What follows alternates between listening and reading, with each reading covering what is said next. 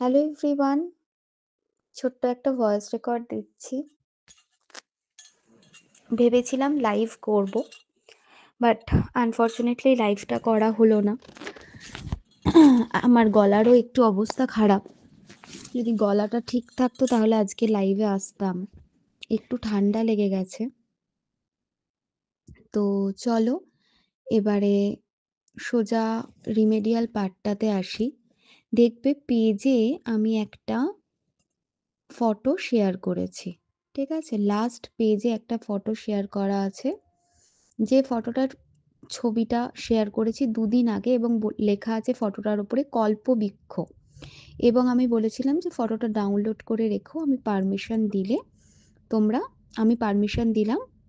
তোমরা অ্যাকসেপ্টেড লেখো এবং তোমরা ওটা ইউজ করতে পারবে। কিন্তু কি পারপাসে ইউজ হবে না হবে আমি সেসব কিছু বলিনি। চলো আজকে আমি একটু বলে দিচ্ছি, ঠিক আছে?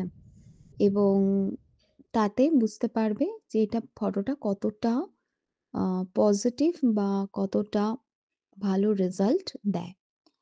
So first of all Kalpavriksha অনেকের বাড়িতে বাস্তুর কাজে তারা চায় লাগাতে, জিজ্ঞাসা করে।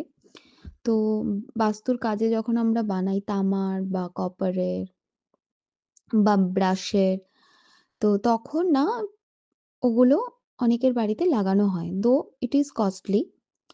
তো যখন আমি দিতাম তখন আমি ভেবেছিলাম যে এটার একটা যদি easy and short method apply করা যায়, যে এই এইটাকে ফটো ফর্মে যদি আনা যায়, বিকজ অনেস্টলি স্পিকিং ১২-১৩ হাজার টাকা দাম পড়ে যায় পারচেস করতে হোলসেল রেটে, ঠিকঠাক যদি কল্পবৃক্ষ কেনা হয়। তো আমি ভেবেছিলাম স্বাভাবিকভাবেই সবার পক্ষে কেনা সম্ভব না। আমি নিজেও একটাই কিনতে পেরেছি। একের বেশি তো আমার পক্ষেও কেনা সম্ভব হয়নি আমার বাড়ির জন্য। যাই হোক। তো সেক্ষেত্রে ইটস ভেরি টাফ যে সেইটা আ কেনা বা সেটাকে ব্যবহার করা। তো আমি তখন ভাবলাম যে why not use this as photo? ফটোতে কেন এটাকে সম্ভব নয়? তো ফার্স্ট অফ অল এইটা বাস্তুর মহা রেমেডি হিসেবে ইউজ করা হয় এবং এই ট্রিটাকে বলা হয় tree of life, tree of vitality. Okay? আচ্ছা, নেক্সট জিনিস কি? এই ট্রিটা আমাদের লাইফে হেলথকে বেটার রাখে। ভাইটালিটি প্রোভাইড করে ডেফিনিটলি, এবং এটাকে অনেক রকম পারপাসে ইউজ করা যায় কল্পবৃক্ষকে। ১ম পারপাস যেটাতে ইউজ করা যায় সেটা হচ্ছে মানুষের রোগ থেকে মানুষকে মুক্তি দেয়। ওকে? এবং কল্পবৃক্ষ ট্রিটা এমন একটা ট্রি, বলা হয় যে আমাদের মনের ইচ্ছে পূর্ণ করে। তো তোমার এই ফটোটার দিকে তাকিয়ে প্রত্যেকদিন তুমি যদি মনের উইশটাকে বলো পজিটিভলি যেটা আমার হয়ে গেছে, তুমি দেখবে এই ট্রিটা তোমাকে সেই জিনিসটাকে অ্যাচিভ করতে হেল্প করবে। সো বেসিক্যালি ম্যানিফেস্টেশন এ হেল্প করে বা উইশ ফুলফিলমেন্ট এ হেল্প করে। মোবাইলের ওয়ালপেপারে রাখতে পারো বা ফটো প্রিন্ট আউট করে বাড়ির দেওয়ালে লাগাতে পারো। যেকোনো দেওয়ালে লাগালে যেখানে চোখ যায়, সেখানে দাঁড়ালে দেওয়ালটার কাছে দিয়ে ২-৩ মিনিট ভাবলে যে আমার এই উইশটা ফুলফিল হয়ে গেছে। সাপোজ তুমি জব চাও। তো ফটোটার দিকে তাকিয়ে ভাববে আমার জব হয়ে গেছে পজিটিভলি। সেটাও ভীষণ ভালো রেজাল্ট দেয়। নেক্সট জিনিস হচ্ছে এটা রুট চক্রকে পাওয়ার দেয় and at the same time আমাদের থার্ড আই চাকরা এবং থ্রোট চাকরাকে পাওয়ার দেয়। এটা প্রচণ্ড রকমভাবে হেল্প করে ভেনাস আর মার্স আর মুন, এই ৩ টে প্ল্যানেটকে পাওয়ার দিতে। ওকে? সো নেক্সট জিনিস কি? নেক্সট জিনিস হচ্ছে বলা হয় যে এই কল্পবৃক্ষের একটা এক্সট্রা অর্ডিনারি পাওয়ার আছে, যে পাওয়ারটা বাড়ির নেগেটিভিটি কাটায়। স্পিরিচুয়ালি আমাদেরকে আপলিফট করতে কল্পবৃক্ষ ভীষণ হেল্প করে। ঠিক আছে? এবং কল্পবৃক্ষ ফটোটা যদি ওয়ালে লাগানো থাকে প্রপারলি এবং টাইম টু টাইম তুমি যদি দাঁড়িয়ে ৫ মিনিট ওর এনার্জিটা রিসিভ করতে পারো, তাহলে তুমি বুঝতে পারবে যে তোমার লাইফের বাধা বিপত্তি সেটাও অনেকটা কাটছে। এতটাই এটা হেল্প করে। আমাদের মাইন্ডকে ক্লিয়ার রাখতে, ভিশন ক্লিয়ার রাখতে হেল্প করে, ক্ল্যারিটি প্রোভাইড করে এবং আমাদের লাইফে হ্যাপিনেস প্রোভাইড করে। ঠিক আছে? সো এটা প্রচণ্ড রকম আমাদের মাইন্ডকে সচেতন করে, আমাদের মাইন্ডকে নেগেটিভ ডিরেকশনে যেতে দেয় না, পজিটিভ ডিরেকশনে যেতে দেয় এবং স্বপ্নের জগতে আমাদেরকে রাখে না। এটা আমাদেরকে মাটিতে পা ফেলায় এবং মাটিতে পা ফেলিয়ে আমাদেরকে জীবনে এগিয়ে যেতে হেল্প করে। সো বলে দিলাম কিভাবে ইউজ করতে হবে। ধরো বাই চান্স তোমার দেওয়ালে যেখানে তুমি লাগিয়ে রাখছো ফটোটা ফেটে গেল বা নষ্ট হয়ে গেল, তখন জলে ভিজিয়ে গাছের গোড়ায় তুমি দিতে পারো। দিয়ে আবার ফটোটা প্রিন্ট আউট করে নতুনভাবে তোমরা বাড়িতে লাগাতে পারো বা মোবাইলে রেখে দিয়ে মোবাইল থেকেও দেখতে পারো বা মোবাইলের ওয়ালপেপারেও সেভ করতে পারো।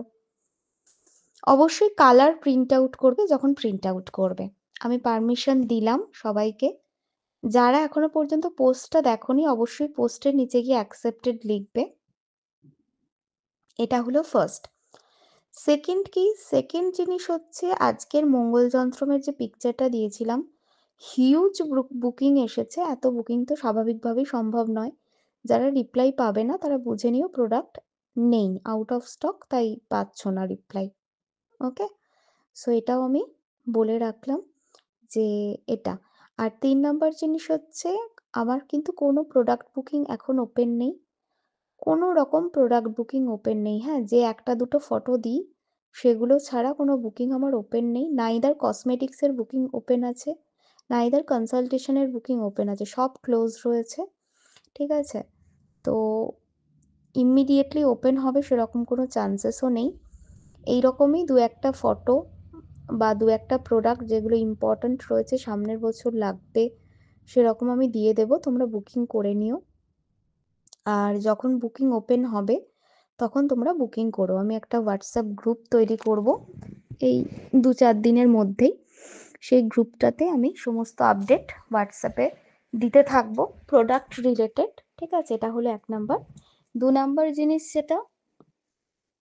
সেটা হচ্ছে যে অনেকে অফলাইন কনসালটেশন চাইছো সেটাও বন্ধ আছে, নেই। অনেকে বাস্তুর বুকিং চাইছো সেটাও বন্ধ আছে, নেই। কোনো কিছুরই এই মোমেন্টে বুকিং নেই। যখন বুকিং হবে তখন বুকিং করে নেবে সময় করে দেখে। একটুখানি অ্যাক্টিভ থাকতে হবে। হ্যাঁ? অ্যাক্টিভ না থাকলে হবে না। কারণ বুকিংয়ের রাশ বেড়েছে, স্বাভাবিকভাবেই খুলে রাখা সম্ভব নয়। খুলে রাখলেই বুকিং ঢুকবে, প্রচুর মানুষ বুকিং করবে। আমার পক্ষে সম্ভব হবে না সেই বুকিংটা নিয়ে প্রপার টাইমে ডেলিভার করা। আচ্ছা, নেক্সট জিনিস কি? নেক্সট জিনিস হচ্ছে এবার থেকে ক্রিস্টাল ওই ৪ বার বা ৫ বার সারা বছর বুকিং হবে। যেরকম হতো আগে একদম ইনিশিয়াল ডেজে। ৪ বার হয়তো হবে অন অ্যান অ্যাভারেজ। তো যখন বুকিং ওপেন হবে তখন সারা মানে ২ মাস ৩ মাসের প্রোডাক্ট একদম স্টক করে নেবে। বিশেষ করে সল্ট অ্যান্ড এসেন্সিয়াল অয়েলের কথা আমি বলছি। হ্যাঁ? আগে যেমন বারবার ওপেন হতো যখন খুশি তোমরা বুকিং পেয়ে যেতে, এখন তো আর সেটা হবে না। তো ২-৩ মাসের একদম স্টক করে নেবে। সেইভাবে প্রোডাক্ট বুকিং করবে। অনেকেরই বক্তব্য ডিসেম্বরে প্রত্যেক বছর বুকিং দেওয়া হয় প্রোডাক্টের। এবছর দেওয়া হবে কিনা? প্রচুর মেসেজ টেলিকলিংয়েও এই রিগার্ডিং এসেছে এবং স্টাফেদের কাছেও এই নিয়ে প্রচুর মেসেজ ঢুকেছে। আমার কাছেও এসেছে। আমাকে অনেকেই মেসেজ করেছে এবং স্টাফেদেরও মেসেজ করেছে, টেলিকলিংয়েও করেছে যে সারা বছর আমরা ওয়েট করে থাকি ডিসেম্বরের বুকিংয়ের জন্য। কারণ প্রত্যেক বছরে ডিসেম্বরে একমাত্র অফার আসতো। কিন্তু এই বছর তো আমি প্রচুর অফার দিয়েছি। ডিসেম্বরের ব্যাপারটা নিয়ে আমি এখনো পর্যন্ত কিছু ফাইনাল ভাবিনি। যদি বুকিং হয় ডিসেম্বরের তাহলে হয়তো ওই ৪-৫ তারিখ করে আমি একটা লাইভ করব। তাও তখন হয়তো ডিসেম্বর, জানুয়ারির পুরোটা বুকিং হয়ে যাবে। আপ টু ফেব্রুয়ারি অবধি বুকিং করা থাকবে। সেটা হতে পারে, সেটা আমি দেখছি। ঠিক আছে? সেটা পরের কথা। কিন্তু এখনো অবধি যাদের বুকিং নেওয়া আছে তাদেরগুলো ডিসপ্যাচ চলছে। ডিসপ্যাচ কমপ্লিট হয়ে যাবে খুব তাড়াতাড়ি, ঠিক আছে? আর আপকামিং বুকিং যেগুলো থাকবে, বিশেষ করে যারা অফারের বুকিংয়ের কথা বলছো, একটু গ্রুপে খেয়াল রেখো। আমি চেষ্টা করব যতটা পারা যায় অফারে দেওয়ার, যদি সম্ভব হয়। বাট এখনো সত্যি কথা কিছু ভাবিনি। প্রচুর জন বলেছো আমাকে। লেটস সি, সেটা দেখে, কাজের চাপ দেখে, কারণ আমি দুদিন ছিলাম না তো। এক হচ্ছে বাস্তুর কাজ ছিল, এক হচ্ছে দেশের বাড়ি গিয়েছিলাম। তারপরে আরামবাগে একটা বাস্তুর কাজ ছিল আজকে। তো এরকম বিভিন্ন কাজ টাজ নিয়ে কয়েকদিন বাইরে ছিলাম। তো আমার সত্যিই দেখা হয়নি যে কিরকম কি চাপ রয়েছে না রয়েছে। ঠিক আছে? আমি দেখে নিই, দেখে নিয়ে ডিসিশন নেব, তখন তোমাদের জানাবো। তোমরা যদি তখন বুকিং করতে চাও বুকিং করতে পারো।